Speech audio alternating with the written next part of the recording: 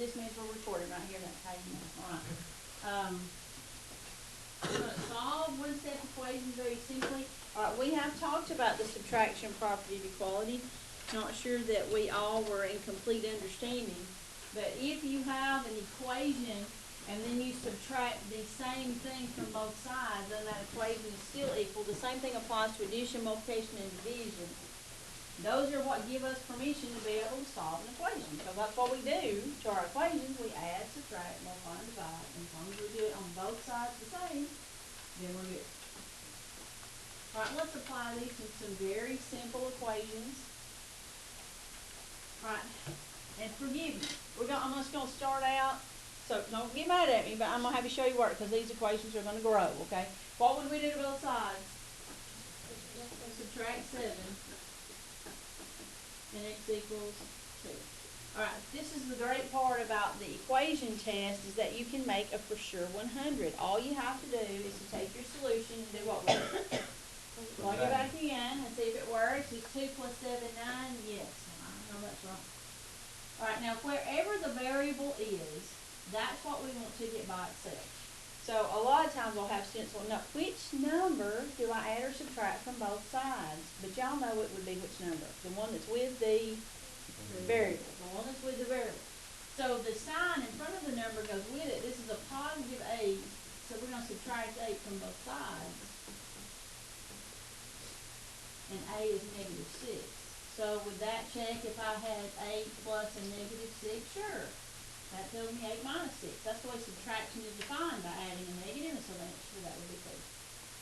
Alright, the only difference probably between this book and the one you've had previously is that it will give you equations with fractions and decimals in it, and I'm not real sure how much that is in the 8th grade. But here's the number that's with the variable. Even when the variable's on the right-hand side, whatever's with the variable, that's what you undo. This one's positive, you subtract that from both sides. And the 6.2 plus 4.5, 10.7. Pretty simple, right? Alright, would you guys do, this is 11 and 1/2, especially after type it. Would you guys do those three? I'll let you guys come to the board and do them today. Alright, subtracted 5 from both sides, and this is negative 1. And then here we subtracted 1/2 from both sides, and it is equal to 11. Alright, let's do the last one.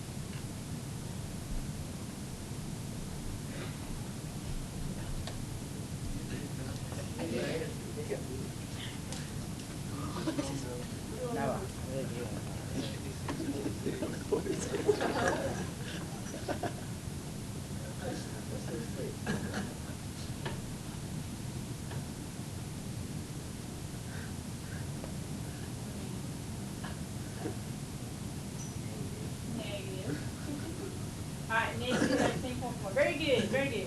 Don't y'all think that was great? That was great, right? Alright, does anybody have a question at all? Why it is, you can do them with integers all day, you throw a fraction or decimal in there, we're on. Alright, let's look in our books at example 2 from lesson 3.1. A school band needs new uniforms. So far, they have raised $2,344.10 toward a goal of $5,000. Write and solve an equation to find out how much more money the band must raise. That last bold print question tells me what the variable represents is money left to raise. So if I'm defining my variable, that's it. So far, they've raised $2,344.10. They have some money left to raise, and all they need $5,000.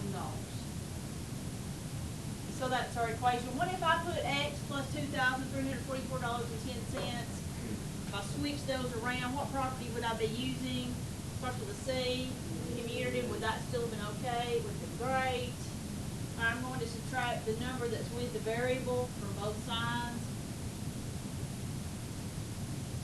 By the way, when we start chapter 3, you can have your calculator out every day and use it every day. So we're there.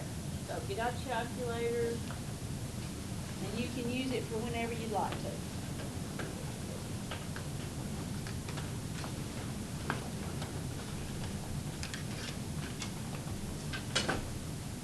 I lost my output.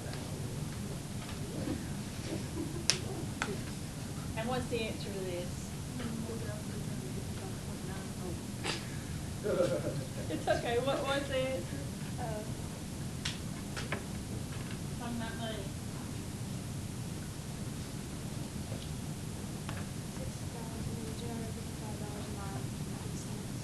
$2,655.90. All right, does anybody have a question? This easy stuff. I told you guys, this is gonna be a good lesson today. All right, now, the addition property of equality was like we were talking about with the subtraction property of equality. As long as you do the same thing to both sides, you're good, okay? All right, so I've got X minus 3 equals 2. I've got a subtracted number in the way with my X, so I add 3 to both sides, and X is what? Come on, 2 plus 3. 5.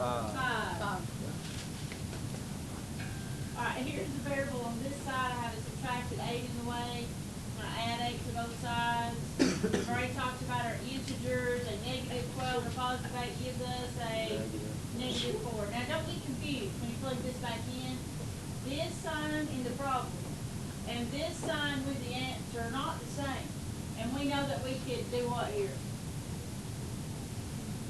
Add, or what would y'all say? Kill the negative. Kill the negative man, so A plus 4, or excuse me, A plus 4 equals 12. What happened? Oh, I put Man, I don't know what y'all, I'm glad this is right. All right, let's try that again. Negative 4 minus 8. I was thinking about telling you about signs and I messed up. Negative 4 and negative 8 do give you negative 12. All right, decimals. I've got a subtracted number in the way. I added to both sides. Works the same. Fractions and decimals work the same. All right. Go ahead, try those.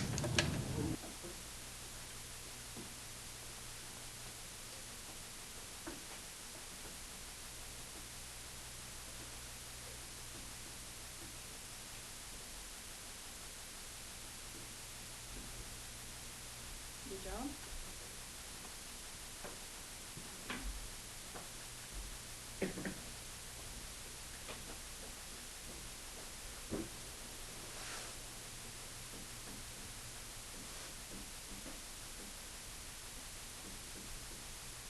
Good job.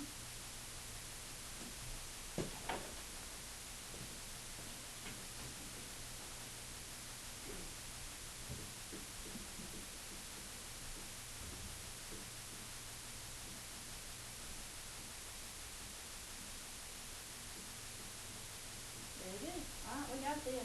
Huh? Perfect. Does anybody have a question about any of those? I'm assuming we're all on the same page here. You may have a question. Whoops, I'm sorry. All right, let's look at these. These are the only ones that might even cause you to have the least little bit of problem, I think. And that's because the variables are negative. So be really careful with your signs. On this problem, I've got 5 minus X. I'm always solving for the positive variable. My 5 is positive, so I would subtract it from both sides, remembering to bring down my negative X. And then what is the coefficient here of X understood to be? Negative 1. And so I can think of multiplying or dividing both sides here by negative 1 and answer the negative 2. And so 5 minus a negative 2, here's what we're going to put the negative 1, I guess, would be 5 plus 2 is 7. Same thing here, the M is negative, the 13 is positive, we'll subtract 13 from both sides, negative M is equal to -6. I don't ever want negative M, so I have to find the opposite of that, so positive M is positive 6. So 13 minus 6, yeah, that's 7, so that's correct. Questions about that? Easy, easy. Alright, would you guys do these three? See how we do in our notes?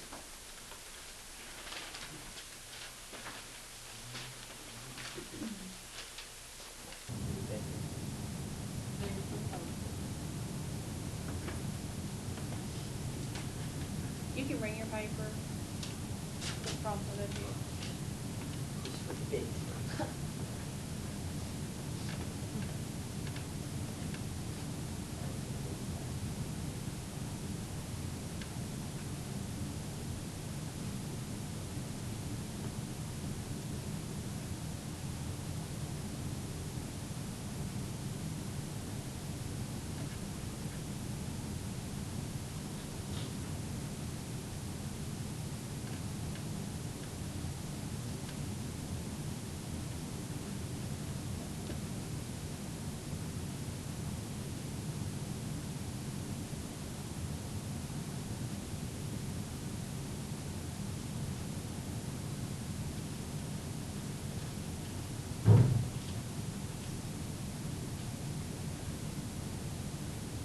So positive M is equal to -3.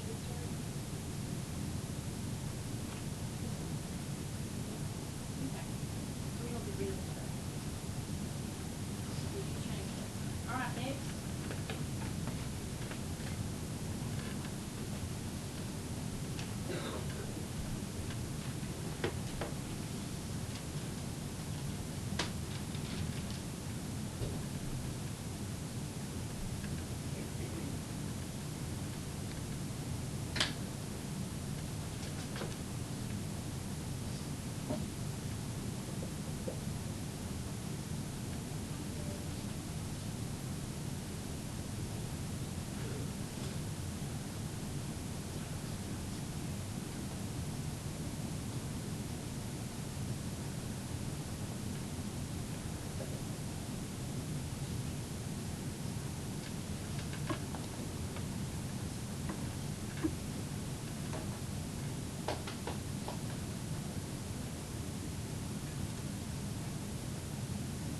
Watch out, this is correct.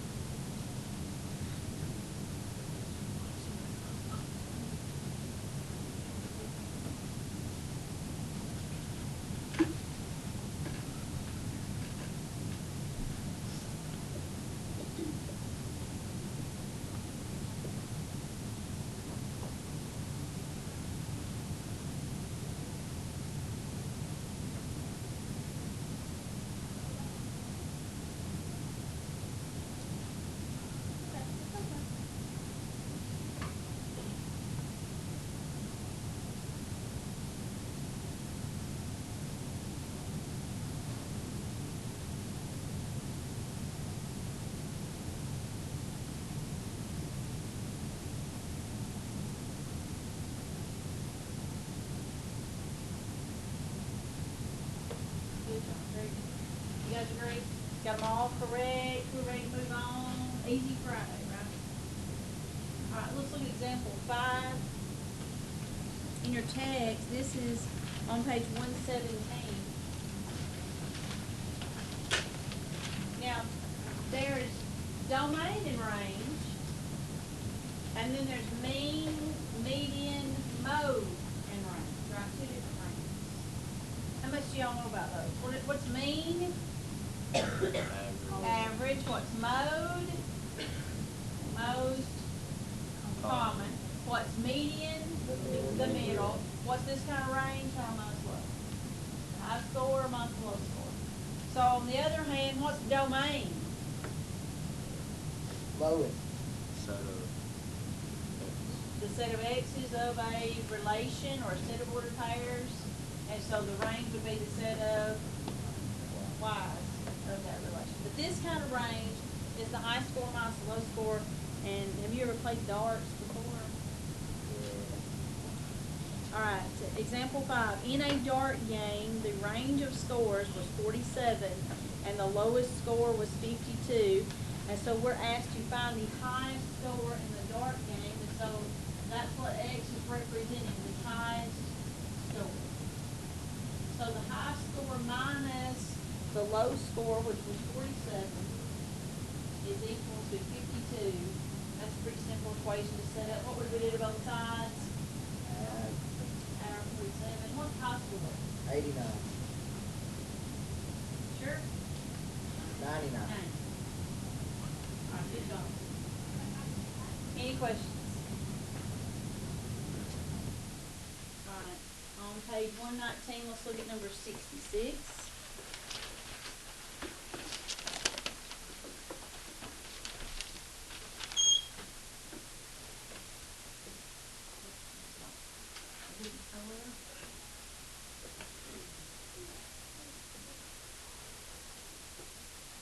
All right, this is a geometry problem, which you guys will be in geometry next year. The measure of the interior angles of a triangle total 180 degrees. So I have angle A, angle B, angle C. If I add those up, I will always get 180 no matter how large or how small my triangle is. Determine the measure of an angle that I'm the wrong one. Sorry, number 66. Two angles of a triangle have a measure of 50 degrees each. So what kind of triangle must this be if it has two base angles that are equal? If the two base angles are equal, then the two sides are equal. Somebody's saying it. Starts with an I. Isosceles.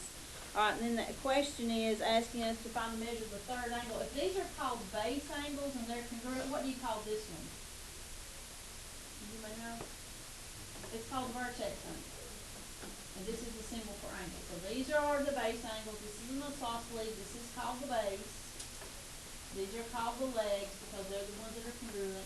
So we're asked to find this vertical angle or this third angle. So I have two 50-degree angles plus a vertex angle is equal to 180. So obviously, what's the measure of the vertex angle? 80 degrees. Okay. So those are some geometry problems.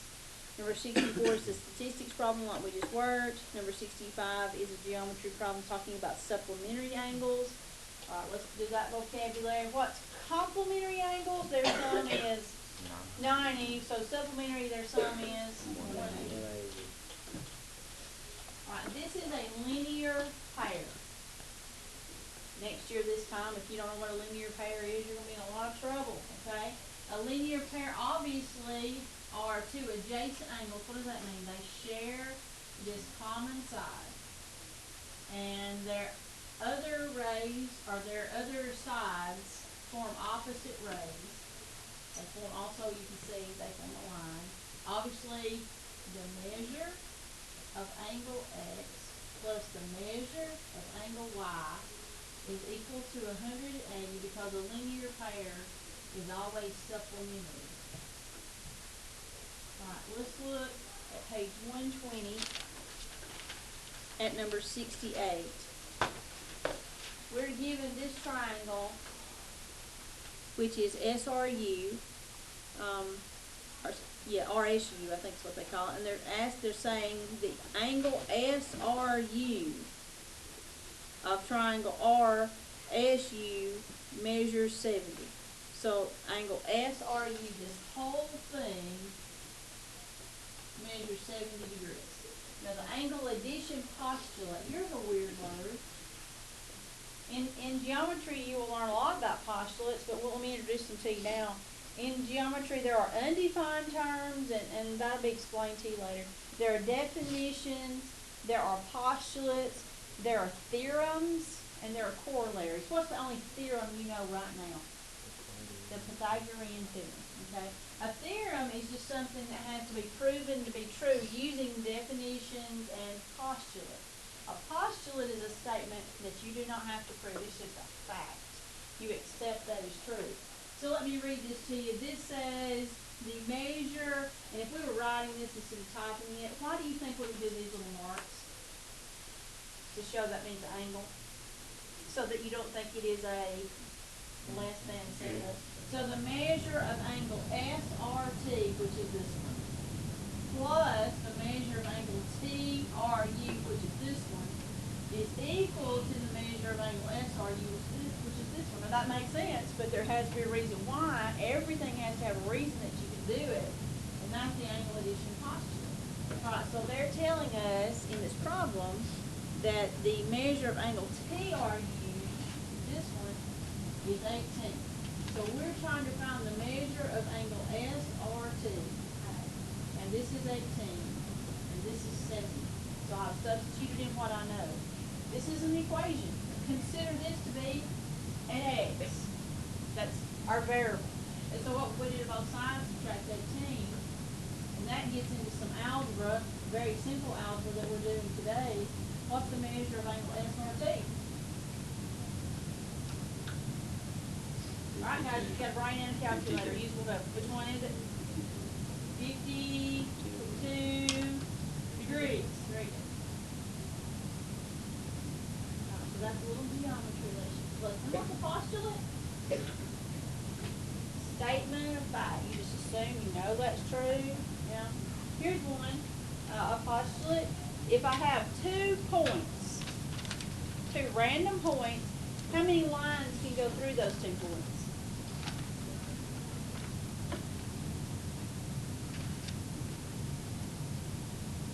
How many? 1. I've got 1 point. How many lines can go through that 1 point?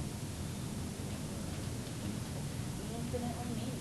And how many times could I draw a line through that 1 point? Right?